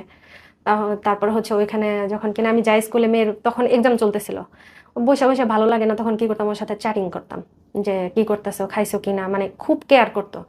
তো আমার কাছে কেমন জানি ভালো লাগতো, আর মানে তখন আন্টি বললেও না মানে যে যাক আমার একটা মানুষ আছে যে আমার খোঁজ খবর নাই, এরকম ভাবতাম। তারপর ওইখান থেকে কথা বলতে বলতে জুনের 3 তারিখে, আমার মেয়ের যেহেতু বার্থডে 6 তারিখে জুনের, তো আমি করছি 3 তারিখে আমার ননদের জামাই আসলো বিদেশ থেকে, হচ্ছে ওনাকে নিয়ে আমি চাঁদপুর যাই। যাওয়ার পরে ওইখানে হচ্ছে প্রথম 3 তারিখ থেকে ওর সাথে আমার কথা স্টার্ট হয় ভালো করে। ওই দিন ও সারাদিন আমার মানে খোঁজ খবর নেয়, সারাদিন ওর সাথে রাতের 3টা পর্যন্ত কথা হয়। কিন্তু এর মধ্যে একটা মজার বিষয় হচ্ছে কি ভাইয়া, আমি যে মেসেঞ্জার গ্রুপ চালাই এটা হচ্ছে আমার হাজবেন্ড জানে না। আচ্ছা। এগুলো হচ্ছে জানলে কখনো করতে দেবে না, আড্ডা দিতে দেবে না। একদিন দেখছিল, ওর পর থেকে আর কি সব ওর সামনে ডিলিট করাইছে, কিন্তু ও জানে না, কিন্তু আমি লুকাই লুকাই করি, এবং কি এখনো সে জানে না আমি এখানে আসছি। তারপর হচ্ছে ওর সাথে আড্ডা দিলাম, গল্প টল্প করলাম আমার লাইফের। তাও ভাই এখানে আরেকটা কিছু মিস করে গেছি, সেটা হচ্ছে আমি গ্রুপে আমার লাইফ স্টোরি কিছুটা শেয়ার করতেছিলাম যে আমার লাইফটা এরকম এরকম, সবাই আছে না জিজ্ঞেস করে তোমাদের লাইফটা কেমন, কি করতেছো, তখন আমি বললাম যে এরকম এরকম। তখন থেকে ওর সাথে আমার 3 তারিখ থেকে কথা স্টার্ট। ওই যে বললো যে তোমার লাইফ স্টোরি শুনে আমার অনেক খারাপ লাগছে, আমি জীবনে একটা জিনিস চাই যে আমি যদি তোমার হাসাইতে পারি বা তোমার ভালো রাখতে পারি, এটাই আমার লাইফের অনেক। আমি তোমার মতো মেয়েরে যে হাজবেন্ড কষ্ট দেয় সে কেমন হাজবেন্ড, আমি হইলে তো তোমার রানীর মতো রাখতাম। Common dialogue. হ্যাঁ, আমি হলে তো তোমাকে রানীর মতো রাখতাম, আর তোমাকে যে পাইবো সে তো জান্নাত পেয়ে গেছে। আর ওর একটা জিনিস ভাইয়া ভালো লাগতো কি, দেখেন সবারই একটা ধর্মের প্রতি দুর্বলতা আছে। ও হিন্দু হলে কি হইব, কথায় কথায় মানে সালাম দিত, আলহামদুলিল্লাহ বলতো, ইনশাল্লাহ বলতো। ওর কথার ভিতরে কোনো হিন্দুর কোনো ছোঁয়া ছিল না, মানে ও সবকিছুতেই মুসলিমদের মতো চলাফেরা। তখন আমি ওকে একদিন জিজ্ঞেস করি, আচ্ছা একটা কথা প্রশ্ন করি, তুমি কি হিন্দু না মুসলিম? তখন বলে তুমি কি আমার নাম দেখো নাই? আমি দেখছি তো। বলে যে তাহলে কেন ইয়া মানে জিজ্ঞেস করলা? পরে আমি বললাম আমি তোমাকে তো দেখে তো বোঝা যায় না তুমি যে হিন্দু, তুমি তো পুরো একদম মুসলিমদের মতো চলাফেরা। আপনাদের এই প্রেমটা কি সামনাসামনি দেখে হয় নাকি অনলাইনই হয়? অনলাইনে। ও হচ্ছে আমার জন্য পাগল। আমি ওই যে ব্লগ যে দিলাম কথা বলার পর, তারপর হচ্ছে 3 তারিখ থেকে স্টার্ট কথা শুরু জুনের, তারপর থেকে মানে প্রতিনিয়ত ও বলতেছে যে প্রপোজ করে নাই কিন্তু মানে ইঙ্গিতে ইশারায় বুঝাইতো তোমার ছাড়া আমি থাকতে পারবো না। তখন ওর লাইফ স্টোরি যখন আমি জিজ্ঞেস করলাম, তখন ও বললো যে আমার একটা মেয়ের সাথে রিলেশন ছিল, ওই মেয়েটা আমাকে ধোকা দিছে, ওই মেয়েটা আমাকে ছাইড়া গেছে। তখন আমি বললাম যে তুমি ওই মেয়েটার আইডি লিঙ্ক দাও, ফেসবুক আইডি লিঙ্ক, আমি ওর সাথে কথা বলে। ভাই আমার একটা গুণ আছে কিন্তু, মানে যদি কারোর সাথে কারো ভেজাল হয় বা ব্রেকআপ হয় আমি এটা ভালো সলভ করে দিতে পারি, এই গুণটা আমার আছে। ঘটক ইশাক ভাই। কিন্তু নিজেটাই ঠিক করতে পারি না। তো ওই হিসেবে আমি ওকে বলে যে না, তুমি আমার লাইফে আসছো, আমি আর কাউরে চাই না, তুমি আমার লাইফে যতদিন আসো আমি এইভাবে থাকবো। কিন্তু তখনও কিন্তু গার্লফ্রেন্ডের সাথে টুকিটাকি কথা হয়, কিন্তু ওর গার্লফ্রেন্ড পাত্তা দেয় না। দেখা গেছে ও এখন একটা মেসেজ দিলেও 2 ঘন্টা পর রিপ্লাই দেয় বা পরের দিন রিপ্লাই দেয় এরকম। তো আমি বললাম যে দাও ঠিক করে দিই, বলে না তুমি আসো, আমার আর কিছু লাগবো না, আমি তোমার পাইলেই হ্যাপি। তখন আমি বললাম দেখো লাইফে 2টা মানুষ রাখা যায় না, 2টা নারী রাখা যায় না, দেখা গেছে আমার জন্য ওর প্রবলেম হতে পারে বা তোমার জন্য আমার প্রবলেম হতে পারে। তখন ও বললো যে শোনো, দুনিয়া একদিকে তুমি একদিকে, তোমার ছাড়া আমি কিছুই বুঝি না, তুমি থাকলেই হবে, কে থাকলো না থাকলো দেখার বিষয় না। পর আমি বললাম যে আচ্ছা আমি একটা প্রশ্ন করি, তুমি কি আমাকে ভালোবাসো? তুমি তো সব জানো। পর আমি বলছি দেখো কখনো কারো মনের খবর কিন্তু জানা যায় না, তুমি যদি নিজে থেকে না বলো আমি কিন্তু কখনোই জানবো না। তখন ও বললো যে হুম। তখন বলে যে আচ্ছা আমরা বিয়ে করি। পর আমি বললাম যে কিভাবে? কবুল বলো। হাসবো না কান্না করবো বুঝতেছি না। বলে কবুল বলো। পর আমি বললাম কেন? আমি মানে একটু মানে বিরক্ত বোধ করতেছিলাম যে অনলাইনে বিয়ে, মজা করো তুমি আমার সাথে, মানে মনে মনে ভাবতেছি মজা করো আমার সাথে। বলে সত্যি বিশ্বাস করো আমি তোমাকে বিয়ে করবো। পরে আমাকে বলে যে বলো কবুল বলো। তখন আমি রাগে বলছি তুই বল। তখন ও বলতেছে কবুল কবুল কবুল। পরে আমি বলছি সাক্ষী কে? কয় আল্লাহ। তখন আমি বলছি আল্লাহ সাক্ষী, যখন ডিভোর্স দিবি তখন কে সাক্ষী থাকবে, মানে এরকম করে বলতেছে। তখন বলে যে না, ডিভোর্স দেওয়ার কোনো প্রশ্নই ওঠে না, তোর আমি বিয়ে করবো, এরকম করে বলতেছে। তখন আমি বললাম যে শোনো, তুমি প্রতিষ্ঠিত হও, নিজের কিছু করো, তারপর আমরা বিয়ে করি। গেল জানুয়ারিতে আমাদের বিয়ে করার কথা ছিল। তখন ও আমাকে বললো যে হ্যাঁ কিছু করব, কিন্তু কথা হচ্ছে ওরকম তো কোনো অপশন নাই। তখন হচ্ছে এমন দিন গেছে ভাইয়া যে ওর হাত খরচ আমি চালাইছি, ওরে ওরে ফোনে টাকা দিছি, তারপর ওর হচ্ছে কি লাগবে দেখা গেছে মাঝে মধ্যে একটা ঘড়ি কিনে দিছি, মাঝে মধ্যে একটা যে প্রথম দেখাতে ওর একটা ঘড়ি গিফট করি আমি। প্রথমবার যখন ওর সাথে আমার দেখা হয়, ও আমাকে দেখে বলে যে আমি ভাবছিলাম হয়তো তোমার যে বয়স, হয়তো দেখে ভাবছিলাম যে হয়তো তুমি মানে একটু বয়স্ক বয়স্ক দেখা যাবে। কিন্তু তখন ভাই আর একটু ছিলাম, তখন টেনশন ছিল না, ওর সাথে একটু প্রেমে পড়লে তো মানুষ এমনি সুন্দর হয়ে যায়। ইহা সঠিক, প্রেমে বললে মানুষ হ্যাঁ, সুন্দর হয়। তখন মানে ও আমাকে দেখে বলতেছে তোমার তো আমি দেখি ক্রাশ খাইছি, আসলেই বাস্তব ক্রাশ খাইছি। আর তোমাকে তো দেখে কোনো বোঝার উপায় নাই যে আসলে তোমার কোথায় দেখা বয়স হয় এত। প্রথম? প্রথম দেখা হয় আমাদের একটা মার্কেটে, আচ্ছা। সুবাস্তু মার্কেটে, শাহজাদপুরের ওদিকে। তখন ও আমাকে দেখে, ও রাস্তার ওপারে ছিল, আমি ওকে দেখে মানে যেহেতু ওর পিক দেখছি আমি চিনতে পারছি। ওই পার থেকে ওর হাতটা যখন ধরে আমি পার করে আনি, হাত ধরার পর ও মানে এমন নার্ভাস হয়ে গেছে জীবনের ফার্স্ট, মানে ও গাড়ির নিচে পা দিতে গেছে, আমি ওর হাত দিয়ে টাই না মানে সরে আনছি। ও কি আপনার চেয়ে ছোট ছিল বয়সে? হ্যাঁ, বয়সে কত ছোট বছর ছিল। বয়সে ছোট? ভাইয়া এটা হচ্ছে অনেক গ্যাপ, 10 বছর 11 বছরের গ্যাপ। মানে আপনার হচ্ছে এখন 31, ওর হচ্ছে 21? হ্যাঁ, আচ্ছা, এরকম। ওকে। জি। তারপরে হচ্ছে এরকমই প্রেম চলতে থাকে, ভালোই দিনকাল চলে। তারপর হঠাৎ করে হচ্ছে যখন কিনা মানে আমি পুরোপুরি ওর আসক্ত হয়ে গেছি। তখন হঠাৎ করে ওর পরিবর্তন, মানে কেন যেন ব্যস্ততা দেখায়, আমি অসুস্থ হয়েছি, মানে আমার তখন জন্ডিস হয়েছিল, খুবই ব্যস্ততা দেখাইতেছে যে আমার কাজ আছে, আমার খেলা আছে, আমি খেলতে গেছিলাম, আমি এটা করছিলাম, আমি ওটা করছিলাম, মানে বাহানার তো কোনো শেষ না। যখন রিলেশনের শুরু তখন কিন্তু ভাইয়া মানে দুনিয়া উথাল পুথাল হয়ে গেল, কিন্তু ওই মানুষটার জন্যই সময় থাকে, খাওয়া নাওয়া সবকিছু বাদ, মানে এই মানুষটারই আমি চাই। কিন্তু যখন কিনা বুঝতে পারে যে এই মানুষটা আমার প্রতি আকৃষ্ট হয়ে গেছে, তখন কিন্তু আর সময় থাকে না। ওকে, এই এই ওর সাথে যখন প্রেম হচ্ছে, এই দেখা হয়েছে কয়বার টোটাল আপনাদের? টোটাল দেখা হয়েছে, প্রথম দেখা হয়েছিল 1 বছর 2 বছর আগে, তারপর হচ্ছে কিছু মাস পরে আবার আসছিল, এইভাবে ও মানে কই মোট থাকতো? 5-6 বার দেখা হয়েছে, মাস 3 আগেও দেখা হয়েছে। থাকতো কোথায়? ও হচ্ছে রংপুর থাকতো। রংপুর থেকে এসে দেখা করতো? হ্যাঁ, এমনও গেছে ভাইয়া যে ওর গাড়ি ভাড়া বা ওই যে ও পাঠাও করে আসছে, ওর এটাও আমি ভাড়া দিছি ওর। এই যে আপনাদের দেখা হলো, আপনাদের কি কখনো শারীরিক সম্পর্ক হয়েছে? এটা ভাইয়া এটাই মেন প্রবলেম, আমি এটা আর কি, কি রকম প্রবলেম? ওর সাথে দেখা হওয়ার পরে ওরকম সম্পর্ক হয় নাই, কিন্তু মানে আমাদের আর কি টাচিং টাচিং কিছু হয়েছে আর কি। আচ্ছা, স্পর্শজনিত। হ্যাঁ, এরকম। রাস্তায়, রিক্সায়? না, কোথায়? রেস্টুরেন্টে। আচ্ছা, ওকে। রেস্টুরেন্টে প্রথমবার দেখা হয়েছে ওরকম হয় নাই, দ্বিতীয়বার যখন দেখা হয়েছে তখন আর কি হয়েছিল। এটা আমি আর কি জানাতে চাচ্ছি না বুঝতে পারছি। ওকে। ওই ওই একটা কারণে আমি ওকে বলতে পারতেছি না, মানে কেন? মানে আমার লাইফে আমি বিয়ে হয়েছে 16 বছর, কিন্তু কোনো পুরুষের যে একটা একটা ওইটা আমি আর কি করতে পারি না এখনো পর্যন্ত, ওরে ছাড়া। ওর মাধ্যমে যেটা পাইছি আমি, মানে ওর টাচটাও আমার ভাল লাগে, ওর কথা বলার ধরনও ভাল লাগে, ওর সবকিছুই ভাল লাগে। এটা আমি এর থেকে সুন্দর কেউ যদি আমার সামনে দাঁড়ায় থাকে বা এর থেকে ভালো কেউ দাঁড়ায় থাকে, আমার ওরকম আসে না, ফিল আসে না। ওর ওর ভালোবাসা চলতেছে, এর মধ্যে বদলটা হইলো কখন গিয়ে ওর? বদলটা হলো 1 বছর পরে, ওই যে একটা মেয়ের সাথে ওর সম্পর্ক জড়ায় গেল, ওর বোন বলল, বোনের সাথে ডেটিং এ গেল, তখন আমি বোনের সাথে ডেটিং এ গেল? হ্যাঁ, ও বোন বলে পরিচয় দেয়, কিন্তু ওর সাথে ডেটিং এ গেছে। ডেটিং এ গেছে যা হচ্ছে একই রেস্টুরেন্টে, একই গ্লাসে, একই 2টা পাইপ দিয়ে হচ্ছে খাচ্ছে, তারপরে হচ্ছে ওকে কোলে নিচ্ছে, তারপরে ওর জ্বর হলে কেয়ার করতেছে। কোলে নিচ্ছে মানে ওই বোনের বয়স কত তার? এই তো এসএসসি দিল এবার, মানে দিছে গেলবার দিছে এবার কলেজে। 17-18 বছর বয়স, হুম ওইটার কোলে নিতেছে? হুম কি অদ্ভুত তখন ভাই আমি ওরে বোন, তাই না? জিজ্ঞেস করলাম, ভাইয়া এটাও আমি জানতে পারতাম না ও আমার কাছে হাইড করছে। যখন কিনা ঢাকায় আমার সাথে দেখা করতে আসলো ওই মেয়ের সাথে ডেটিং এ যাওয়ার পর, আমি বুঝি না ভাইয়া একটা মানুষের মনে দুইজন কেমনে থাকে। দেখেন ভাই, আমি এখন সবাই অনেকে বলতে পারে যে তুমি তো বিয়ে হয়ে আরেকজনের মনে গেছো, হ্যাঁ হইতে পারে, কিন্তু ওই জামাই যদি তো মনে নাই আপনার? আমার হাজবেন্ড তো আমার মনে নাই, বা আমার কোনো কিছুতে নাই। যে হাজবেন্ড আমার বারবার আমার বাচ্চাকে রাখতে চায় না, তারপর হচ্ছে আমার অসুস্থতায় আমার পাশে দাঁড়ায় না, ওই হাজবেন্ড তো আর আমার মনে জায়গা নিতে পারে না। হ্যাঁ, আমি মানলাম আমাকে ট্রিটমেন্ট করাইছে, কিন্তু কথা হয়েছে কি ভাইয়া, টাকা পয়সা ধন সম্পদ কিন্তু জীবনের সব না। একটা নারীর ভালোবাসা, সম্মান, গুরুত্ব এটাই চায়। ও যখন আপনার এই পরকীয়াটা চলছে, তখন কি আপনার হাজবেন্ডের সঙ্গে শারীরিক সম্পর্ক ঠিক আছে?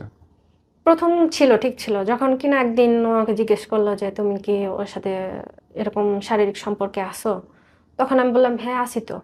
তখন আমি জানি না যে মানে ও আমার, মানে আমি ভাবতাম যে ও আমাকে ধোকা দিব, মানে এরকম কিছু একটা ভাবতাম, মানে যখন আবেগে পড়ার আগে এরকম ভাবতাম। কিন্তু যখন একদিন ওর আবেগে পড়ার আগে যখন কিনা একবার সম্পর্কে ছিলাম, তখন ও একদিন আমাকে বললো যে তুমি কি এগুলা করো। পরে আমি বললাম যে হ্যাঁ, ও তো আমার হাজবেন্ড, ওর হক আছে, আর আমাকে তো ও এমনি রাখবে না, কোনো হাজবেন্ড এইভাবে রাখে না। তখন ও বললো যে একটা খারাপ ভাষায় গালি দিল ভাইয়া, যে তুই তো এরকম, মানে একটা গালি দিল, তুই রাস্তার কুত্তা, এরকম করে গালি দিল। তখন আমি বললাম যে কি হয়েছে, তুমি এরকম করে রাগো কেন? বলে যে কথা বলবি না, তুই এগুলো করছিস কে, মানে এগুলা বইলা মানে খুবই মানে করতেছে। তারপরে কি হয়েছে ভাইয়া, আমি কিন্তু ওকে ছাইড়া যেতে চাইছিলাম অনেকবার। আমি ওর এরকম মানে প্রথম প্রথম যখন কিনা ও আমার সাথে এরকম পাগলামি টাগলামি করতে, ছাইড়া যেতে চাইছে, এবং কি প্রুফ আছে আমার কাছে। ও হাত কাটছে, ও গলায় দড়ি দিতে গেছে, ও বিষ খাইতে গেছে, ও মেডিসিন খায়, মানে ট্যাবলেট খায় খায় পইরা থাকছে, 10টা 15টা করে 20টা করে ট্যাবলেট খাইছে, এরকম গেছে। যে ট্যাবলেট খায় খায় ও অজ্ঞান হয়ে পড়ে আসছিল, মানে বেহুশ, অজ্ঞান বলতে বেহুশ হয়ে পড়ে থাকতো। আমাকে বুঝেন তো, ছেলেটা আপনার চেয়ে 10 বছরের ছোট, তারপর আপনি পাগল হইলেন কেমনে তার জন্য? ভাইয়া ও যে আবেগে হয়ে গেছে, মানে দেখেন এখানে যদি প্রশ্ন করেন তাহলে হচ্ছে এরকম অনেক অনেক মানুষ আছে যারা বয়সে অনেক ছোটদের বিয়ে করে। ওদের মধ্যে ভালোবাসাটাই বড় কথা, বয়স কিন্তু বড় কথা না। আমি বয়স দেখে মানে পছন্দ করি নাই বা ওর ধর্ম দেখেও করি নাই। আমি ওর ধর্মের সম্মান দিই। ও হিন্দু হোক, মুসলিম হোক, বৌদ্ধ হোক, খ্রিস্টান হোক, ও মানুষ।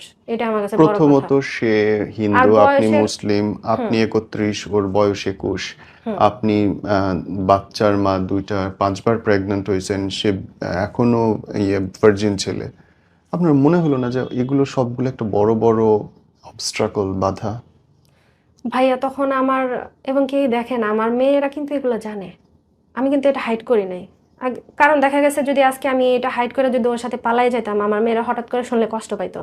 এবং কি আমার বড় মেয়ে জানে আমি কিসের ভিতর দিয়ে যাচ্ছি। আপনার বড় মেয়ের বয়স কত? আমার বড় মেয়ের বয়স 15। আপনার বড় মেয়ের বয়স 15, ওর বয়স 21, মানে আপনার বড় মেয়ের চেয়ে ও 6 বছরের হ্যাঁ, বড়। আমার মেয়ে আমাকে অনেকবার বলছে যে দেখো আম্মু, দুনিয়াতে এত এত মেয়ে থাকতে তোমাকে ভালোবাসে, তুমি কি বোঝো না এটা ফেক। তখন ভাই আবেগে পড়লে কোনো কিছু আর, তখন অন্ধ থাকে মানুষ, ভালোবাসলে অন্ধ হয়ে যায়। রাইট। তখন আমি অন্ধ ছিলাম। আমার মেয়েরা বলতো যে আম্মু তুমি দেখো ও কিন্তু তোমাকে ভালোবাসবে না, ছাইরা দিবে, তো ও আলাদা না, ও সবার মতো। তখন আমি বলতাম আম্মু দেখো সবাই যদি এক হয় তাহলে দুনিয়া তো চলতো না। আর সত্যি কথা বলতে ও আমার সবটা যায়নি, কিন্তু আমার, এবং কি আমার মেয়ের সাথে কথা বলছে পর্যন্ত, সবটা যায়নি আমাকেই করছে, আমার সাথে মানে রিলেশনে আপনার আসছে। মেয়েটা সহ বিয়ে করতে চাইতো? হ্যাঁ, ও ও বলতো এটা আমার খাওয়াবে মেয়ে। কি? ও বলতো যে আমি কিছু একটা করব, আমি যেটাই করি আমি কিছু একটা করব। কি করবে ও 21 তখন বছর আমি ওর বয়স? বলছিলাম যে দেখো আমার মেয়ে ছাড়া, আমি মেয়েকে ছাড়া আমি যাইতে পারবো না। তখন ও বলছিল যে তোমার মেয়ে আমার মেয়ে কি আলাদা, এবং এরকম করে এই বলতো। কথাগুলো শুনে আপনার বিশ্বাস হচ্ছে তখন? ভাইয়া অন্ধ হয়ে গেছিলাম। মানে এতটা পরিমাণে ও আমাকে ইমোশনাল ব্ল্যাকমেল করছে। আমি যদি আপনাকে দেখাই ও কি কি করছে, ফোনে আছে, যদি আমি মানে আপনাকে ও দেখাই। যা ইচ্ছা করুক, হ্যাঁ, কিন্তু এতটা। ও যত পাগলামি করুক, যত মিথ্যা কথা বলুক, যত নাটক করুক, আপনি দেখতেছেন আপনার মেয়ের বয়সে প্রায় একটা ছেলে, সে আপনার মেয়ের দায়িত্ব নেবে, 2টা মেয়ের দায়িত্ব নেবে, আপনাকে দায়িত্ব নেবে, বিয়ে করবে, সংসার না, করবে, এগুলো 2টা মেয়ে নিবে না। আমি বলছিলাম যে আমি একাই আসবো। পরে বলছিলাম যে তুমি এত নিতে পারবে না দায়িত্ব, আমি একাই আসবো। ও বলছিল না, ওকে নিয়ে আসো। ও নিজে বলছে যে এবং আম্মু। এগুলো আপনার তখন বিশ্বাসযোগ্য হ্যাঁ, লাগতেছে বিশ্বাস সব? হয়ে গেছে, মানে অন্ধ হয়ে গেছিলাম, বুঝতে পারি নাই যে আসলে যে ভালোবাসা অন্ধ, বয়স মানে না, ধর্ম মানে না, জাতি মানে না, কোনো কিছু মানে না। যখন কিনা একটা মানুষ ভুল পথে যায় ভাইয়া, তখন কিন্তু সঠিকটাও ভুল মনে হয়। এবং কি ওর জন্য আমি কি সহ্য করছি যদি আপনাকে বলি তাহলে শুনেন। বলেন। আমি যখন কিনা ওর প্রতি এতটা আসক্ত হয়ে গেছি, আমি আমার মামি অসুস্থ ছিল, আমি ওনাদের বাসায় যাইতাম। তো ওইখানে দেখা গেছে অনেক মানুষ, একটা অসুস্থ বাসায় তো মোটামুটি অনেক মানুষ। ওইখানে যদি ওকে সময় দিতে না পারতাম, ও আমার সাথে রাগারাগি করতো, চিল্লাচিল্লি করতো। আবার ওর সাথে সময় দিতে গেলে আমার ফ্যামিলিরা বলতো যে তুই বিবাহিত, তোর হাতে সারাদিন কেন ফোন থাকে, চ্যাটিং করতে থাকিস সারাদিন। তারপর আমাদের বাড়িতে গেলে 24 ঘন্টা খাওয়া দাওয়া সব অফ, ওর সাথে থাকা লাগে। মাঝে মধ্যে ভিডিও কলে না আসলেও আমার সাথে রাগ করে, ভিডিও কলে আসো, এক নজর দেখবো, এরকম সেরকম, মানে সবসময় ফোর্স করতে থাকতো। তো একদিন আম্মা যায় না যায়, তারপর ও কি করছে, আমার আম্মার নাম্বার নিয়ে আমার আমাকে কল দিছিল একদিন যে আপনার মেয়েকে বিয়ে করবো। ওরা, আমার আম্মু বলে যে আমি নাতিন বিয়ে দিব, আমি কি এখন মেয়ে বিয়ে দিব, তুমি আমার মেয়েকে বিয়ে করবা। তখন আমি তো জানি না যে ও কল দিছে। পরে আম্মা বলতেছে যে তোরে কে যেন বিয়ে করতে চায়। পরে আমি বললাম কে, রং নাম্বার মনে হয়। পরে ও আমাকে বলতেছে, আমি কই কি কে যেন কল দিয়ে আমাকে বিয়ে করতে চায়, ওইটা আমি ছিলাম। পরে আমি বলি যে আমাকে কল দিছে। তারপরে এগুলা জানার পরে ভাইয়া এমনও গেছে, আমার আম্মা সব কিছু জানে গেছে। জানার পরে আমার আম্মা বলতেছিল তুই যদি ওই হিন্দু ছেলের সাথে সম্পর্কে থাকিস তাহলে হচ্ছে আমি মরে যাবো, আমি বিষ খাবো। আমার জীবনে আমার স্বামী ছিল না, আমি অল্প বয়সে ডিভোর্স হয়েছে। আমার আম্মুর অল্প বয়সে ডিভোর্স হয়েছে, মোটামুটি আমার আম্মুর যখন 20-21 বছর বয়স তখন ডিভোর্স হয়েছে। তো আম্মু বলছে যে যে তোর আব্বু ছিল না, আমি কষ্ট করে খাইছি, তোদের মানুষ করছি, কিন্তু কখনো আমি কোনো পুরুষের আমি কলঙ্ক গায়ে নিই। সেখানে তুই বিবাহিত হয়েছিস, হ্যাঁ তোর সংসার জীবনে সুখী নাই, আমরা জানি তুই সুখী নাই, তোর হাজবেন্ড কেমন, তোরা হাজবেন্ড তোরে মূল্য দেয় না, দাম দেয় না, কোনো কিছুতে করে না। জানি একটা মেয়ের হাজবেন্ড ভালো না থাকলে সে অন্যদিকে যাইতেই পারে, কিন্তু তুই এমন একজনের কাছে যাইতেছ যেটা আমার মান সম্মান সবকিছু শেষ করে, তুই যদি ওর সাথে যাস, মানে কান্না করে করে বলতেছিল। অ্যাজ ইট ইজ তো আপনার পরকীয়া বয়ফ্রেন্ডের মাও তো একই কথা বলছে যে যদি এই মেয়েরে বিয়ে করিস তাহলে হ্যাঁ, আমার ভাইয়া বলতেছিল তুই কি ওরে ভালোবাসিস। পরে আমি চুপ করেছিলাম, কারণ আমি তো ভালোবাসি। আম্মা বলতেছিল, ভাইয়া বলতেছিল, তখন আমি চুপ করেছিলাম। আম্মা বলছিল তুই যদি ওর সাথে করস তাহলে হচ্ছে আমি বিষ খাবো। কিন্তু ভাইয়া আমি তো মার কথা চিন্তা করি নাই। আমি তো চিন্তা করি নাই যে আমার মা বিষ খাবে বা কি। আমি চিন্তা করছি যে আমার মা আমার লাইফটা একবার নষ্ট করছে বিয়ে দিয়ে অল্প বয়সে। যদি আমি তখন বিয়ে না হইতো হয়তো আরেকটু ম্যাচিউর হইতাম, হয়তো বুঝতাম এখন সবকিছুর আপনার বিয়ে সমস্যা। করার বয়স, যখন হ্যাঁ আপনার বাচ্চাটা বড় হয়ে গেছে। হ্যাঁ, তখন আমার আম্মু আমাকে, আমি বুঝতে পারি না, আমার আম্মু আমাকে বিয়ে দিছে, আমি তো আর প্রেম করে বিয়ে করি রাইট, নাই, বা আমার রাইট। গায়ে কোনো কলঙ্কের দাগও ছিল না এবং যে এই পড়ালেখাটাও মেয়েটা। করতে পারেন নাই ঠিক হ্যাঁ, মতো। হ্যাঁ, আমি একটা পরকীয়া করছি, বা আমি একটু ওই ছেলের সাথে ধরা পড়ছিলাম, বা কি একটা কিছুই তো হয়েছে, না। এরকম কিছুই ছিল না, কলঙ্কের রাইট। কোনো দাগ ছিল না। তারপর আম্মু বিয়ে দিছে, মানে আমাকে বিয়ে দিয়ে মানে আমার জীবনটা বরবাদ করে দিছে। এখন আমি চাচ্ছিলাম না যে আমার আম্মু আমার লাইফটা আবার বরবাদ করুক। এখন এই ছেলে লাস্ট সরে গেল কি বলে আপনার কাছ থেকে? সরে গেছে কিছুদিন আগে, ওর 15 তারিখে, এই গেল 15 তারিখে ওর একটা ইন্টারভিউ ছিল RFL কোম্পানিতে, ওর একটা জবের। আমি ওকে বলি জবটা করতে, ফ্রিল্যান্সিং এর টাকা দিই আমি ওকে, যে কিছু একটা করো, তুমি তো আমাকে বিয়ে করবা, খাওয়াই বাকি। তখন ও বলে যে হ্যাঁ করব, কিন্তু টাকা তো নাই, ফ্রিল্যান্সিং এর একটা অফার আসছে। তখন আমি ওকে বলি যে তুমি ফ্রিল্যান্সিং করো, আমি তোমাকে টাকা দিই। তখন ভাইয়া আমি গোপনে গোপনে অনেক কষ্ট করে, আমার হাজবেন্ড যেহেতু আমাকে টাকা দেয় না, আমি অনেক সময় দেখা গেছে যে ওর জন্য চুরি পর্যন্ত করছি। আমার হাজবেন্ডের মানিব্যাগ থেকে চুরি করে ওরা হচ্ছে টাকা পাঠাইতাম। বাপরে বাপ হ্যাঁ, রে প্রেম। মানে আমি এত পরিমাণ চোর হয়ে গেছি ওর প্রেমে, মানে চোর বলতে, অন্ধ বলতে, দোষী বলতে, সব দিকে আমাকে দোষ দেওয়া যায়, যে আমি ওকে সুযোগ দিছি। এখন আমি যদি ওকে সুযোগ না দিতাম ও তো আসতে পারতো না। কিন্তু এইখানে কথা হচ্ছে ভাইয়া, ও যদি চায় তাহলে হচ্ছে আমরা এক হইতে পারি, কিন্তু ওই এখন চাচ্ছে না। যখন কিনা ওর ফ্রিল্যান্সিং এর টাকা দেই, তখন ফ্রিল্যান্সিং করা বাদ দিতে, মানে ও খেলে, ও হচ্ছে এই কাজ করে, সেই কাজ করে, ওই কাজ করে, ও ফ্রিল্যান্সিং করেই না, ক্লাস পর্যন্ত করে না। নোটিফিকেশন আসে যে ক্লাসের, যে এখন জয়েন হোক, ও করে না।